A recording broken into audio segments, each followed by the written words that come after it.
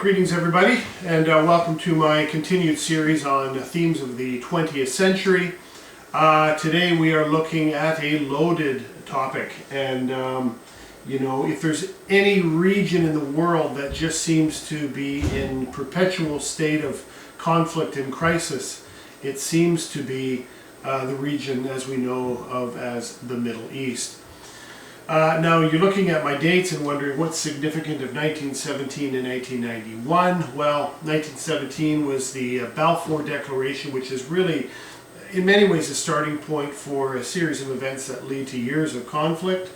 1991 is the end of the Gulf War, so we're not going to be getting into the situation with the Taliban, with Afghanistan, in this lecture. Of course, there's a tremendous amount of activity and a huge shift in politics and religious fundamentalism that really cropped up after or just before 9/11 and certainly thereafter. That will have to come in another lecture because there's just simply too much to cover in one lecture. Of all the periods of history that I teach and that I study, this is the one I think that really perplexes me. Now, it's taken me quite a bit of time to really begin to kind of understand the events that have led up to where we are now, and I just want to be clear that we are dealing with very, very ancient civilizations. We're dealing with very, very strong belief systems. We're dealing with a very, very troubled history. And at no time do I want to suggest that any region or any nation within the Middle East's history is not warranted in discussing in great length, because of course it is.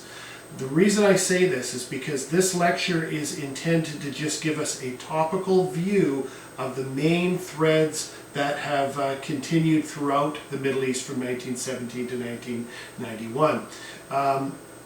And because we are covering a lot of territory, we are going to kind of gloss over certain things. But I do believe that for those of you that have an interest in the Middle East and an interest in understanding where they're at today, particularly with the Israel-Palestinian situation, I think that really is centerpiece to where I go with this lecture more than anything else. It'll at least give you an idea of the historical background that has led to the continued conflict between the State of Israel and the Palestinian people. So, all right, let's begin with the Balfour Declaration. So, even before the Balfour Declaration, something happens in the 19th century. A book is written by a man named Thomas Herzl, who came from the Austro-Hungarian Empire. His book would basically make the argument, and I'm generalizing because it's a remarkable piece of writing and it had a tremendous impact on European Jews at the time. The fundamental thesis and position of this book is that European Jews have been dealing with the ebb and flow of anti-Semitism for hundreds, if not thousands of years. Maybe instead of trying to constantly find a different place in Europe to live where we will not be discriminated against, we consider going back to the Holy Land, which is where we started. Of course, the Jews lived in what is now Israel for thousands of years, and they were dispersed. They were kicked out of those regions by the Roman Empire some 2,000 years ago. And that story, the story of the Jewish diaspora, is a remarkable story that I strongly suggest you look at. Any study of the Jewish people really needs to have a good understanding of that part of their history to understand where they're coming from. But long and short, Herzl makes a suggestion that, why don't we start considering going back to our homeland? And of course, Herzl's book, The Jewish State it's called, was translated and it sold millions of copies, and it really was very powerful appeal to the Jews of Europe, who had for generations dealt with discrimination. This is well before, of course, the situation in Germany too. So, the writing was on the wall that as long as economic conditions were good in Europe, then anti-Semitism subsided. Whenever there developed economic challenges, anti-Semitism would rear its ugly head. You know, it's an ugly business, but I think Herzl recognized that, you know, we need to consider going back to our national homeland. Zionists were people who believed in a Jewish national homeland in Palestine.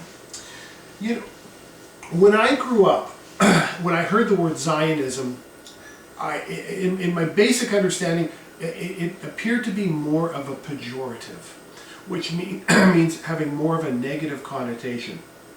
I never understood why, but in discussions or comments people would make about, oh, those Zionists, it always seemed rather negative. But all it meant was the Zionists were people who made the assertion that maybe we should just go back to our homeland.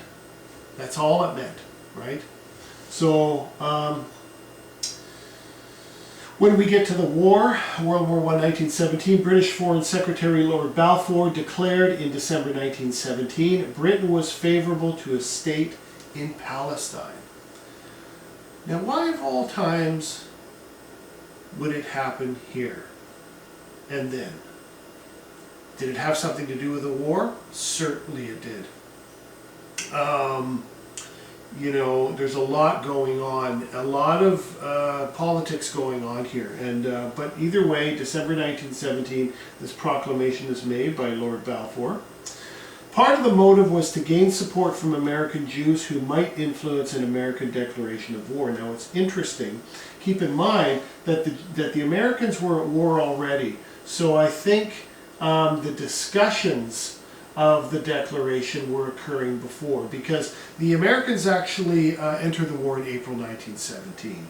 So they were already well into it by December 1917.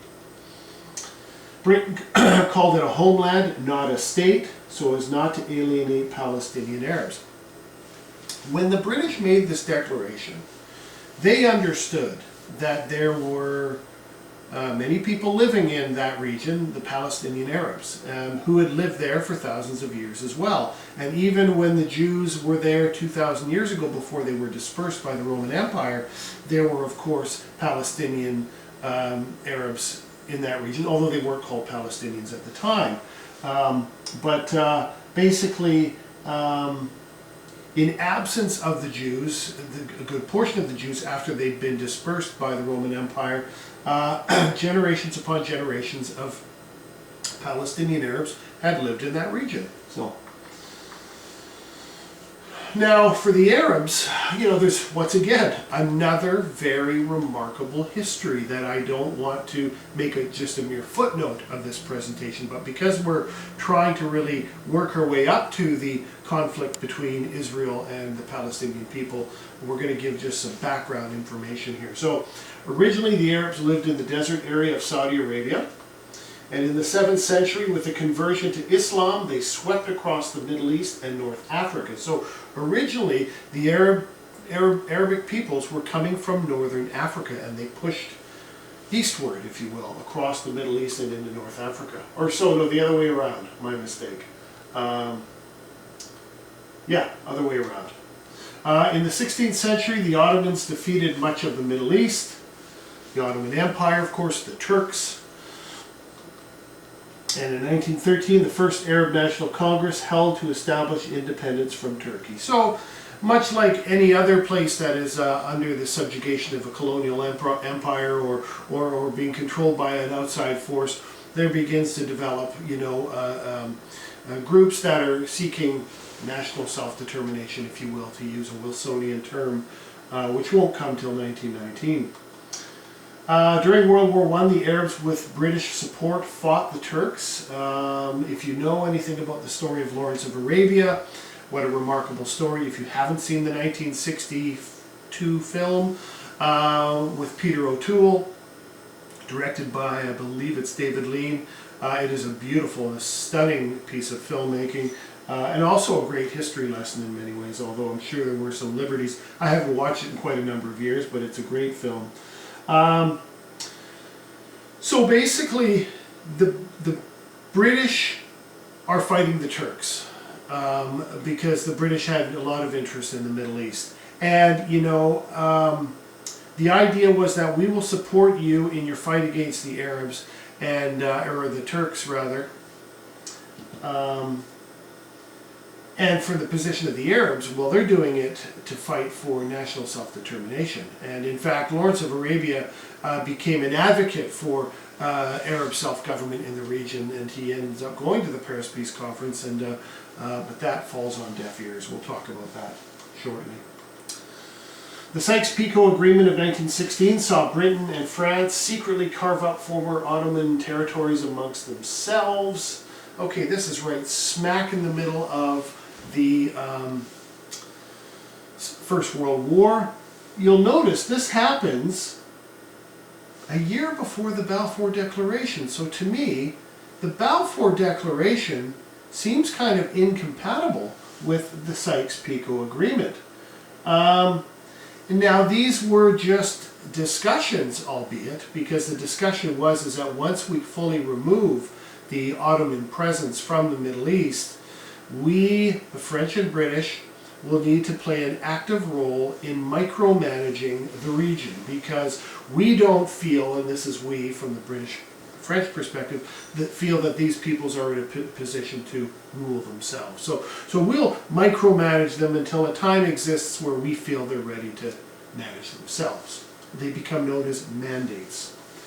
At the Paris Peace Conference of 1919, Britain was given control of Palestine, Transjordan, and Iraq, and France got Syria and Lebanon. Britain was confronted with appeasing both Jews and Arabs in Palestine with little success. The irony being is that it's the British who created the conditions of difficulty between the Jews and the Arabs, because they're the ones who encouraged the Jews to go back to their national homeland. So now they are micromanagers, they are in control of the mandates, you know. And mandates fell within kind of three categories, A, B, C. I can't remember precisely the categories, but C, we're a long ways away from self-government. B's getting there, A's pretty close. So basically what the colonial powers did when they began to assert their control in the mandate system is they basically said that we, like a father figure, are going to help raise Junior until we feel they're ready to move out on their own. And of course, that's not going to happen if the mandates are lucrative and profitable for the mother country. So really, from the Arab perspective, the mandate system was simply a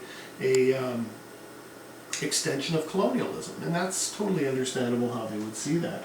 But now you've got this unique situation where Jews are beginning to move back into the region. Of course, it's accelerated in the 1930s with the birth of Nazism, but it begins after World War I, and Britain, in control of this region, has to try to keep both sides happy. Mandates were seen as an extension of colonialism by Arabs, and once again, that shouldn't be surprising. So here you have the mandate system. You've got the French mandate of Syria, the British mandate, this is of Palestine here, British mandate of Mesopotamia, is it? Iraq, and an independent Iran over here. So.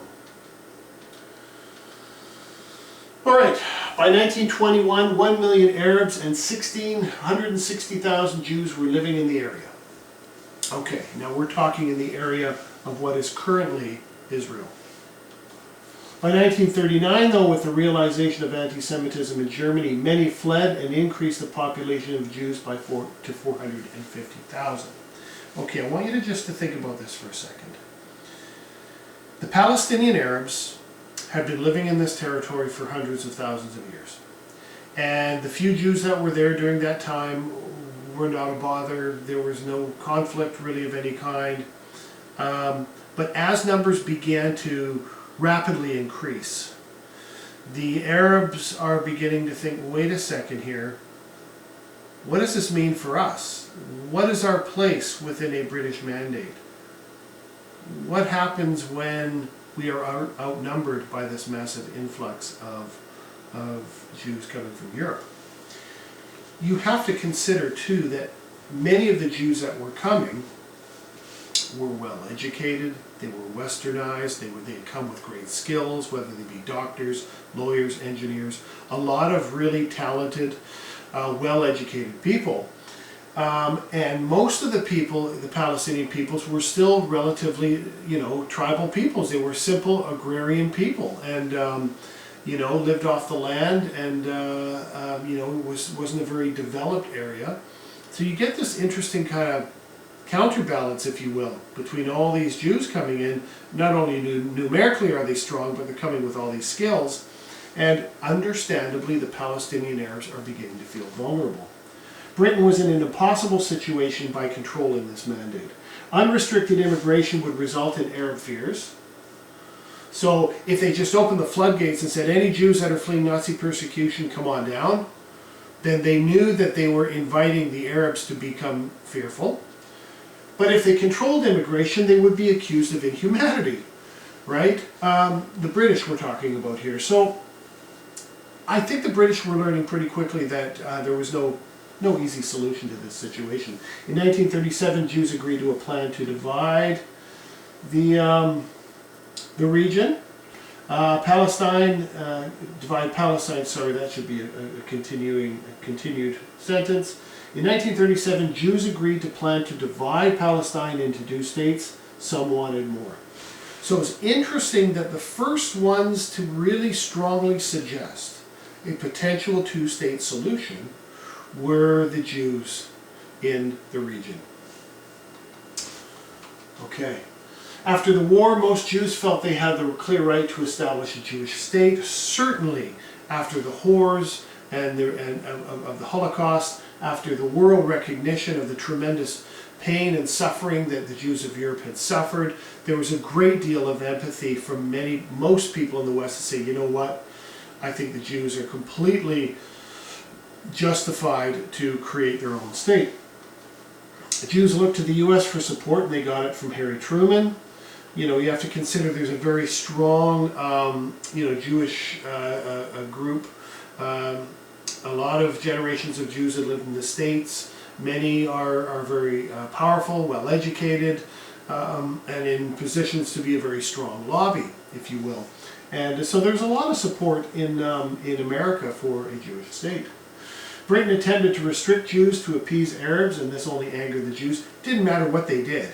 If they tipped one way or the other, they're going to have nothing but problems. King David Hotel was attacked, and terrorism by both sides against Britain continued. And Britain pulled out and sought help from the brand new United Nations was just formed, just created. And Britain is saying, we no longer want to we cannot manage this impossible situation. We'd like to hand it over to the United Nations and let them deal with it. So the British cut and run.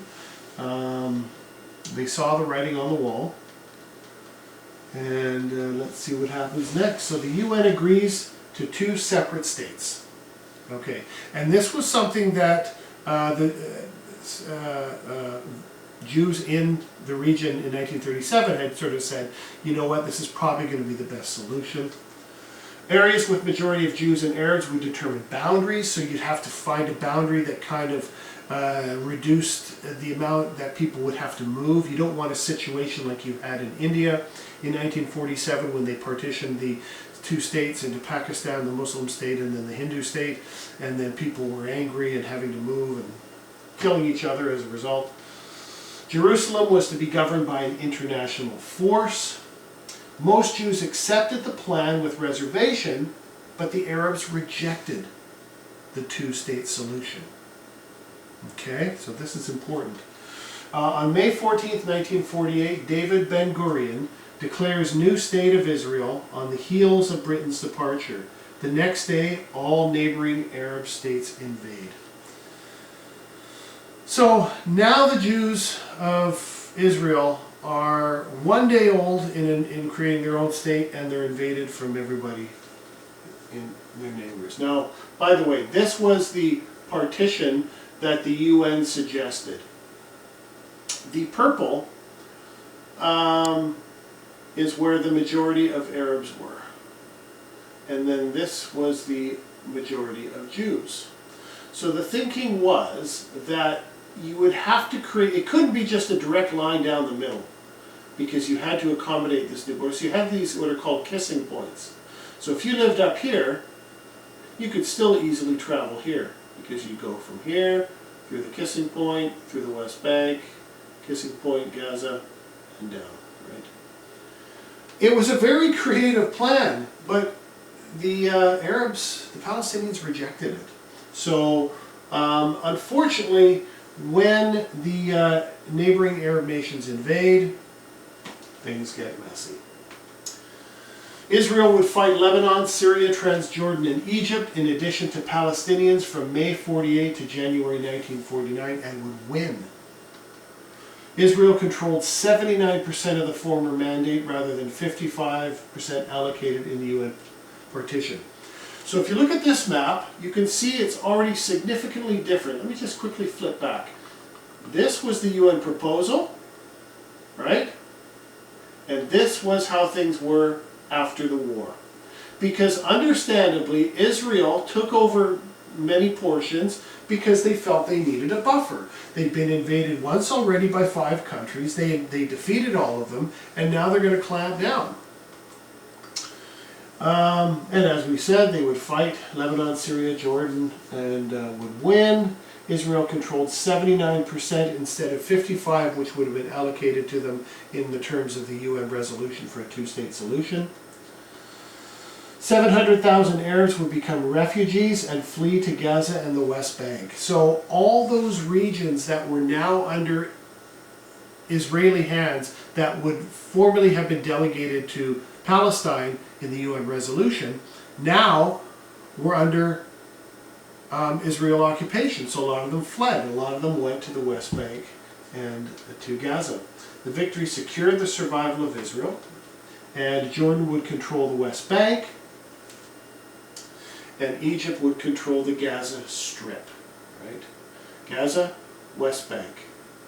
You're going to hear these terms quite a bit. Okay, so Jordan micromanages this, Egypt micromanages that.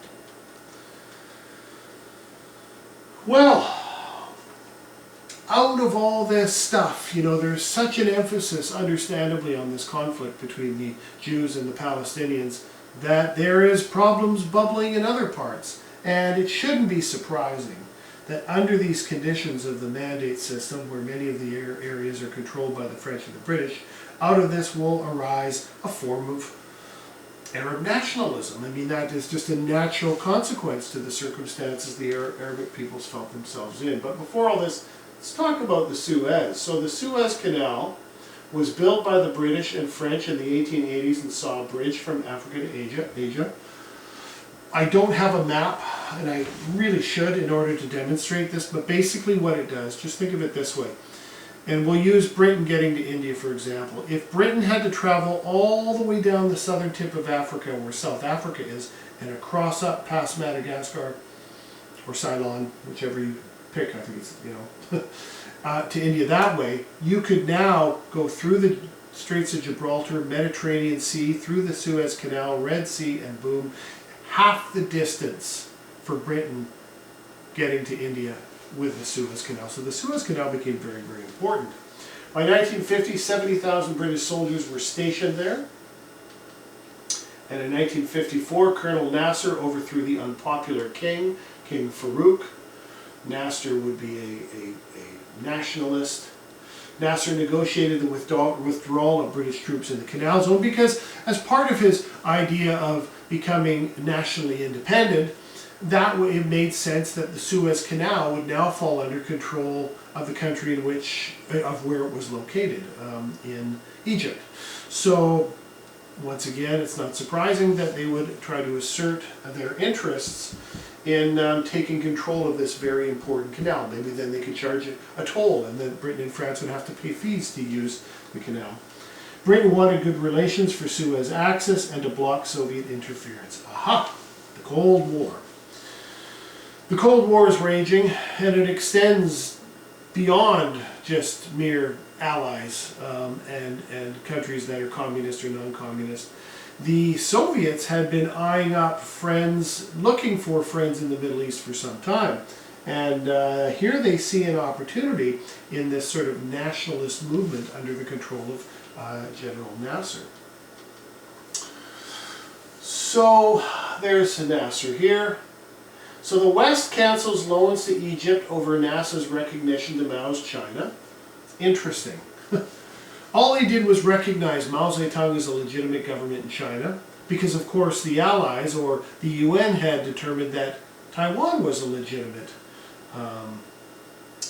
China, the Republic of China. So they cancel loans to Egypt as a result of this. Nasser turns to the Soviets for funding his Aswan Dam project, a huge project. Nasser decided then to nationalize the Suez Canal. So he basically said, you know what, I'm not going to be able to negotiate with these guys. They're going to hold on to it. They've been controlling our economy for generations. We're going to take control of the Suez. Israel, Britain, and France would invade Egypt. And the U.S. was furious as they wanted friends in the Arab world. The Americans were not told about the trilateral invasion between Israel, Britain, and France of Egypt. You can see here they're coming across, Israel coming through the Sinai Peninsula to seize and take control of it. November 6th, the UN declared a ceasefire and ordered the British and French to withdraw. Nasser was seen as a hero. Most Arabs became more anti-Western, and the USSR became Egypt's main ally. So it's interesting. The Suez Crisis, as it was known. You know, many young people in Great Britain at the time were extremely put off by this, and I think people were thinking, what on earth are we doing? I mean, World War II was over, colonialism was on the decline, if not dead in the water. It looked like Britain's and France's last gasp of controlling the area like a colonial power. And I think politically it looked bad on them. The Americans were upset because they were looking for friends in the region. They didn't want to see that area fall, certainly under Soviet control, but now Egypt becomes... Now, it should be noted too that Nasser wasn't a communist. He maybe was a social democrat. He may have had certain leanings, but he was not interested in a Marxist state, if you will. But he was certainly willing to become friends with the USSR if it benefited him, and certainly the Soviets were willing to be friends as well because it now saw them have influence in the Middle East. So, all right, 6 Days War. 1964, the PLO, the Palestinian Liberation Organization, is formed by Yasser Arafat with a militant wing called Fatah. Many Arab nations supported the PLO, who were terrorizing the Israeli borders. You know, the early phase of the Palestinian organization was definitely militant, resorting to terrorism and bombings and raids and hijackings, and it's pretty ugly business. That shifts though, and we'll talk about that shift a little later. In the 6 days, Israel defeats Egypt, Jordan, and Syria. Here we go again. This is sometimes called the Second Arab-Israeli War. The West Bank, Gaza, Sinai, and the Golan Heights would come under Israeli control. So it's interesting. Now this is the second war, the second time that Israel is invaded, and the second time they repel the invaders. And every time they go to war and they repel the invader, they take just that much more. For defense purposes, you know, the argument being is that we need a buffer. You guys have already invaded us twice, and this is where we're at now. You know, the West Bank falls under Israeli control. The Golan Heights is up here, bordering Syria, West Bank bordering Jordan, and Gaza bordering Egypt. But now this huge chunk of land, the Sinai Peninsula, falls under Israeli control. So basically these are now completely under Israeli control.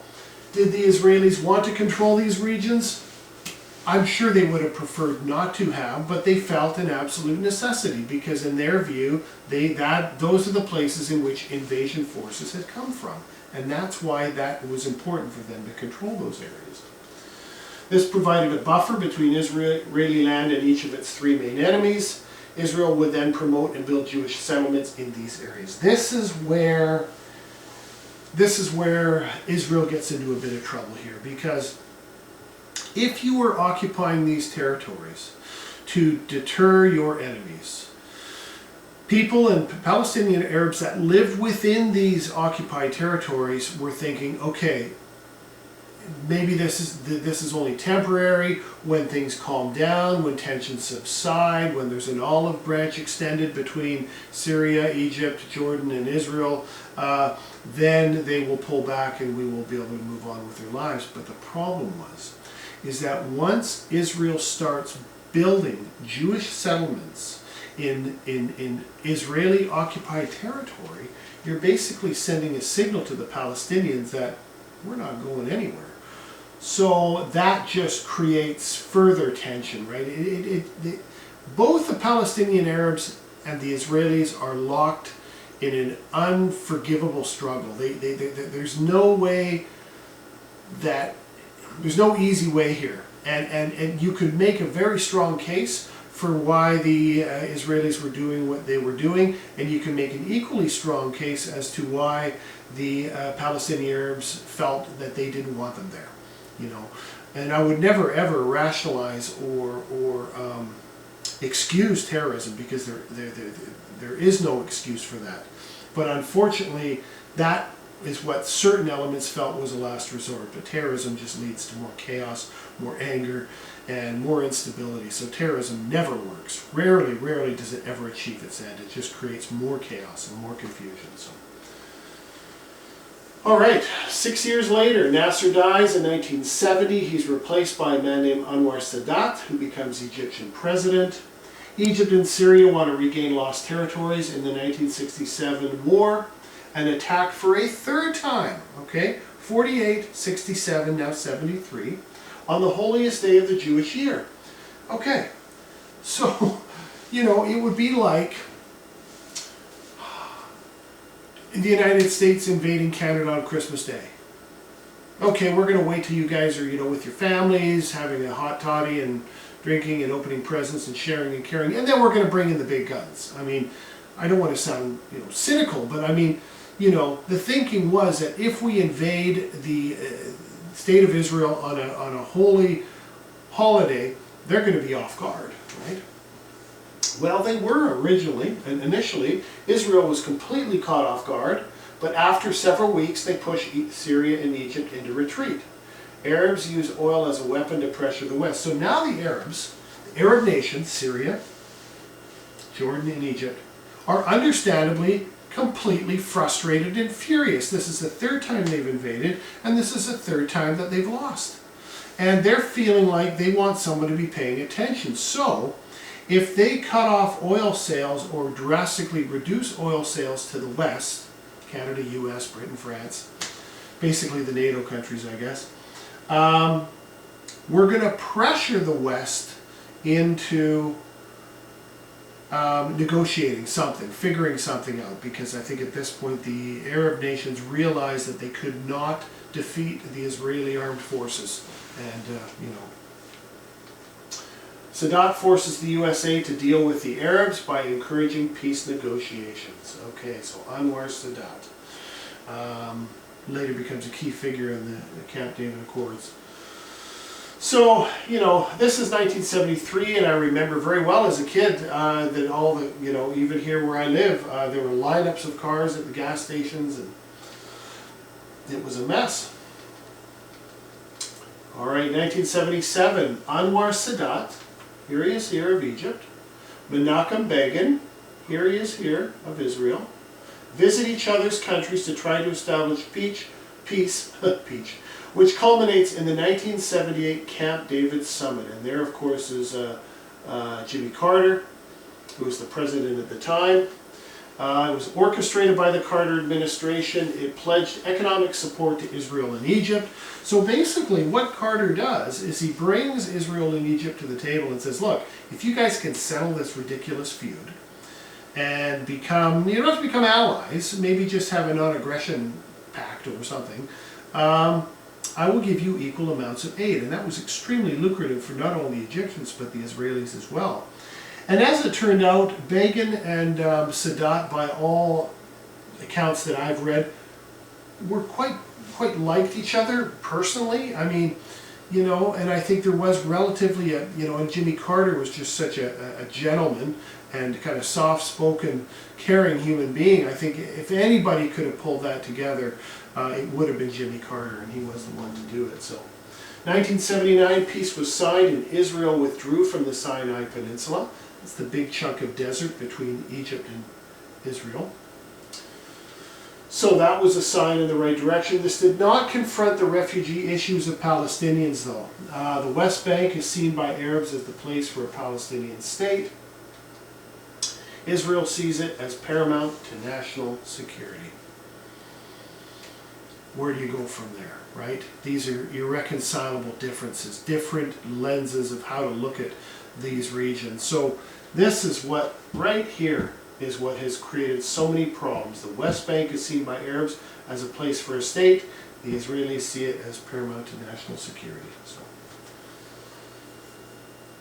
well, what appeared to come from out of nowhere, because there was so much emphasis on this peace deal between the Arabs and between the Egyptians rather and the Israelis, was a fundamentalist revolution in Iran. Now, of course, there had been trouble bubbling there for a long time, but Iran was not necessarily on the radar until after the Iranian Revolution of 1979, which basically was swept up by an Islamic revolution led by Ayatollah Khomeini. There he is there. I remember watching all this on television as a young man, and of course I didn't understand the geopolitics in the Middle East at all in 1979, but I remember being quite scared. He kind of, I was 12, 13 years old, I found him quite fearsome, quite frightening, very stern, look on his face. This revolution ousted the American-backed Shah, who became increasingly unpopular with all Iranians. The Shah was installed during the Eisenhower administration. I believe it was about 1953. And, the Shah was kind of a yes man to the United States. So, of course, the Americans were getting plenty of oil from the region. And, certainly you see a movement develop right through the 60s and 70s in Iran to oust this puppet of the Americans, as the Shah was seen by many Iranians. U.S. hostage crisis occurs after Americans are kidnapped from the American embassy in Tehran and held hostage for a year. It was actually, I think, 444 days, like a year and a half. There was negotiations, and of course there would be a really interesting Canadian connection. Ken Taylor, who was the Canadian diplomat to Iran, who is responsible for assisting in getting a number of these individuals, I think 6 of them, taken out of Iran. And that's an amazing story. One we don't have time to get into now, but there is a film I saw recently, now the name has escaped me, but about the Iranian Revolution that was quite good. But, anyway, between 1980 and 1988, Iran and Iraq would fight a brutal war involving chemical weapons and decisive missile weaponry. Once again, we were not necessarily paying attention, but this war went on and on and on, and it was brutal. Gas was used. And at the end of it, nobody really wins, but Iraq tends to be in a much better position at the end of the war. They emerge as the dominant power in the Persian Gulf region. Alright, so here are the American hostages. So what ends up happening in a very straightforward sense is when the American embassy is being raided, I think 6 of them get out, 6 Americans get out of the embassy, and they're escorted and taken to the residence of Ken Taylor, the Canadian ambassador, and it's there they stay. And the story of how they get out is really quite remarkable, because it is decided that they be issued Canadian passports, given false names, and they're going to leave the country as a movie-making company that is looking for sites to film a sci-fi film. So the whole thing was bogus, but it is truly an amazing story, and Of course, there's quite a significant Canadian connection. Of course, when those 6 make it out and it's revealed what happened, of course, the Iranians are furious. But it in itself is a remarkable story. So, all right, July 1990, Iraq accuses Kuwait and the United Arab Emirates with exceeding oil quotas established by OPEC. Iraq readies for action after demanding Kuwait compensation to make up for lower oil prices as a result of overproduction. So, you know, the whole idea of OPEC is to ensure that the market is not flooded so that prices remain stable. So all nations within the oil and petroleum exporting countries agree to put 100 barrels a month, whatever the number is, right? But what happens is that if one country exceeds that agreed upon quota and they flood the market with their oil because they want to sell it, the prices go down and it hurts all the other countries that stuck to their quotas. So that's what the Iraqis were accusing Kuwait of. I haven't read to see if that was actually the case. Did Kuwait do that? Or was that just an excuse that the Iraqis make to invade Kuwait? U.S. had no opinion on hostility at that time in July of 1990. And on August 1990, Iraq invaded Kuwait. As it appeared, the Americans were not really taking a side on this. And the UN imposes sanctions and enforces an embargo. Saddam Hussein, who is the leader of Iraq, declares Kuwait the 19th province despite this action. So it's pretty audacious just to roll into Kuwait, take it over, becomes the next province of Iraq. And to think that he thought that that would be the end of it is quite remarkable. January 6, 1991, the UN attacks Iraq, making it the first Security Council approved action since the Korean War. And like the Korean War, it is a predominantly American-led action, I should clarify. Well, the Iraqi forces are swept up pretty quick. I mean, when the Americans came in with their big guns and their tanks and, you know, their military know-how, the UN forces crushed the Iraqi forces in 3 days. Retreating soldiers leaving Kuwait gave little resistance. During this brief war, Saddam Hussein dropped Scud missiles on Israel and tried to pull them into conflict to no avail. He also tried to instigate Palestinian resistance and revolution. You know, how interested and, you know, was Hussein in this, resolving this issue? I think it was strictly a distraction. He wanted to instigate the Israelis because he wanted to instigate them to invade and get involved in this war, and then he hoped that that would create a sort of an uprising amongst Palestinians and that he could foment chaos in the region to his benefit, is what he was trying to do, basically. During the crisis, Hussein, as the retreating Iraqi troops left Kuwait, Hussein dumped 1.1 billion liters of crude oil into the Persian Gulf and set fire to hundreds of oil wells, and the total environmental costs were enormous. The fires of Kuwait. And you know, you can't just turn a switch off to turn these things off because the heat and the pressure is so intense at the mouth of these things where the flames are coming out. How they end up stopping the fires in Kuwait is by using dynamite, because you need to suck out the oxygen temporarily so you can turn off the valve. And but I mean, it's pretty shameful, I think, really, when you think about it, because the environmental fallout isn't just impacting Kuwait and the region of the Persian Gulf. It has tremendous impact for the global environment too. So, you know, to me, when Hussein makes this decision, he should have been identified as a war criminal for this, you know. But February 1991, Saddam Hussein was forced to accept all 12 resolutions put forward by the UN. The action by the UN was swift and decisive. Weaponry was and is very specific and technologically precise. One thing I remember was I was in the United States at the time of the invasion. Interestingly, I was in Tacoma, Washington at a concert. And that was my first chance to see CNN, which was a cable, we didn't have, at least maybe we could have had it where I lived in Canada, but we didn't, my family didn't have CNN. But I never forget watching CNN on the television before we went to the concert, and you could see through the position of a scope, watching these bombs being fired and things blowing up, and I remember thinking, geez, I can't believe we're watching war in action on television. All of it, though, was nighttime imagery, and I think that the Americans were very wise to not show images of women carrying, dead infants and screaming and crying like they had mistakenly done or allowed to happen in the Vietnam situation. But not to compare this with Vietnam, but just the idea that you got to be careful what your audience sees back home, because that can have a tremendous impact on public opinion. But I do recall watching these things.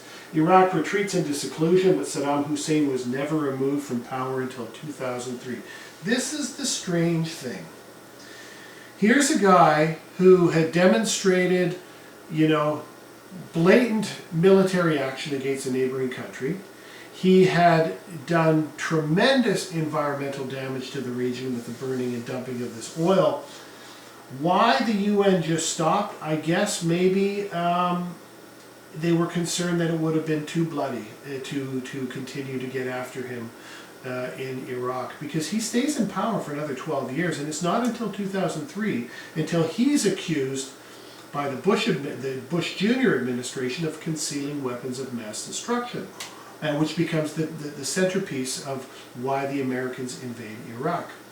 And as it turns out, he never did have them. So anyway, that being said, a very, very loaded lecture, and keep in mind, if there's, all of these topics can get a significant amount of exploration, and so don't hesitate to look into any of these topics. And certainly since 1991 there have been dramatic changes in the Middle East. I feel that region will always be constantly changing and evolving. So that being said, thank you very much for watching, and we look forward to seeing you next time. Take care.